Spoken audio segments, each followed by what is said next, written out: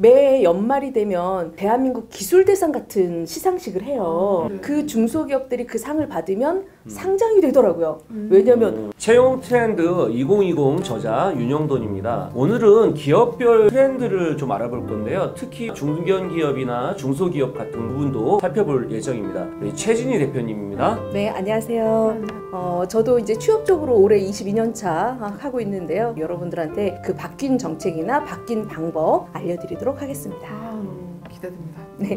그 보면요, 대기업하고 이제 다른 기업들 어떻게 하시는지 좀 알려주시면 좋을 것 같습니다. 보통 3, 4월에 공채를 하고 9월에 공채를 하고 그리고 나서 대기업 떨어진 친구들이 이제 중견기업으로 가고 중견기업에서 떨어진 친구들이 중소기업을 지원하고 이게 어떻게 보면 거의 룰처럼 이렇게 그 시기가 다 정해져 있었는데 이 시기가 아예 작년부터는 거의 없어졌다는 오히려 작년 하반기부터 없어졌고 올해는 더 이게 평준화돼서 대기업조차도 수시 채용으로 하다 보니까 이제 중소기업만 수시 채용은 아니고 대기업도 수시 채용이고 중견기업도 대부분 수시 채용으로 하고 있습니다. 그러면 중견기업하고 중소기업은 어떤 차이가 있나요? 자산의 규모에 따라 다른데요. 중견기업은 5천억 자산 규모 총액이 5천억 이상이면 중견기업이다 그러고 5천억 이하면 중소기업이에요. 그런데 사실 5천억 이하면 엄청난 거잖아요. 네. 중소기업 중에도 괜찮은 우수 중소기업도 정말 많고 우리 구직자분들은 중소기업 하면 정말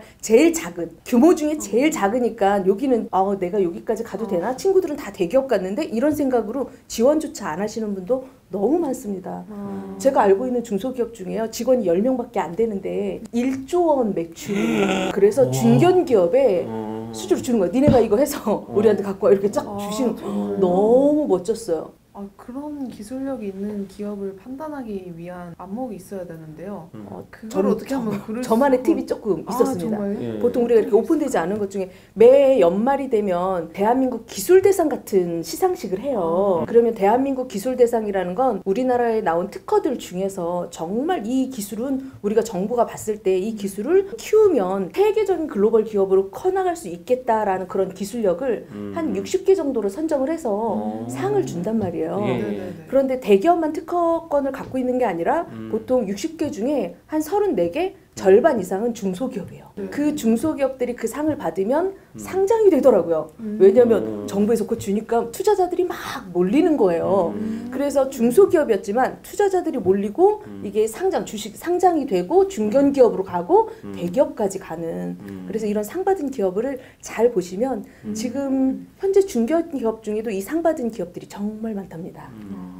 혹시 뭐 대기업이 좀 스펙을 많이 본다 이렇게 생각을 해서 중견기업을 좀 쉽게 생각해서 지원하시는 분들이 있어요. 어떻게 생각하시나요? 저도 너무 놀랐던 게 오히려 중견기업이 대기업보다 경쟁률이 높은 기업이 생기더라고요. 깜짝 놀랐어요. 대표적인 기업들 이름도 좀 얘기해 주면. 샘표도 마찬가지고 SPC 그룹도 마찬가지고 흔히 이렇게 들어봤던 기업들 그리고 광고에서 많이 인지도가 있는 기업들 중에 중견기업이 정말 많은데 그 기업들은 지원자들이 정말 많이 지원합니다. 그래서 대기업보다 경쟁력이 오히려 높고요. 기업 분석이라는 걸 우리가 하잖아요. 그 기업 분석에서 우리가 뭘 하는 것이 좋은지 대표님이 좀 말씀해 주시면 좋을 것 같습니다. 저도 이제 면접관을 꽤 오래 하고 있기 때문에 대기업 면접 갔을 때 주로 많이 하는 것 중에 하나가 대안 제시인데 경쟁사 분석을 해서 대안을 해야 되는데 보통 PT 할 때 보면 제가 점수를 좀 짜게 주는 친구들은 상황에 대한 설명은 많이 하지만 대안 제시는 막상 한두 개 정말 적게 하는 거예요. 근데 50% 예를 들자면 4차 산업혁명 시대에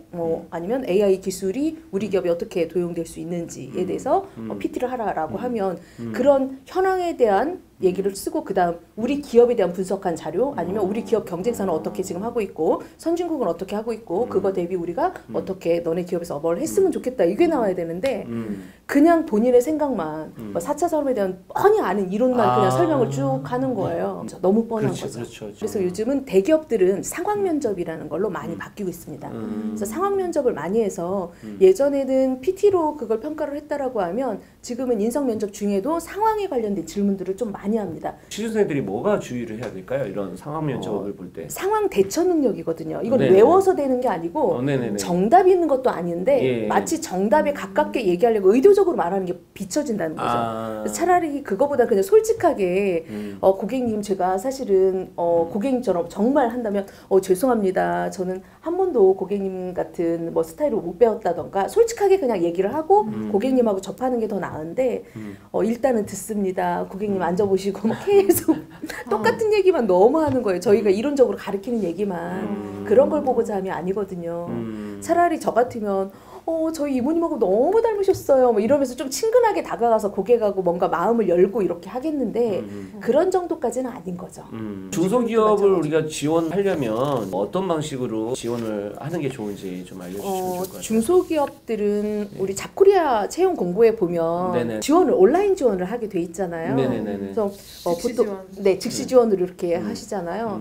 그때 조금 저는 안타까운 게 서류를 받아봤거든요. 저도. 네. 그런데 잡코리에 등록 올리실 때 이력서 쓰시고 자기소개서를 쓰잖아요. 네. 좀 성실하게 써주셨으면 좋겠어요. 대기업 지원할 때는 진짜 8가지, 12가지 항목도 그렇게 잘 쓰더만 왜 중소기업 지원할 때는 그 항목 중에 절반밖에 안 쓰고 내용도 그게 좀 안타까웠어요. 우리가 중소기업이지만 잡코리아에 등록하실 때 그 위에 자기소개서도 꼼꼼하게 정말 네네. 성실하게 타이틀도. 네네네네 소제목도 넣고 이렇게 해주면 스펙은 좀 부족하지만 자기소개서 내용 보니까 이 친구 좀 괜찮네 이렇게 느껴질 수 있게 해주시면 저는 중소기업 지원자들한테 조금 네. 팁을 하나 드리자면 네네네. 제가 중소기업 담당자들을 좀 보다 보니까 그분들이 하시는 말씀이 채용 공고가 나잖아요. 네. 그러면 마감 날까지 기다리지 마시고 좀 빨리 좀 지원하셨으면 좋겠어요. 너무 안타까운 게 기업들이 들어온 순서대로 네. 대기업도 공채가 있고 중견도 최근 이제 공채가 많이 생겨서 기한이 있잖아요. 네.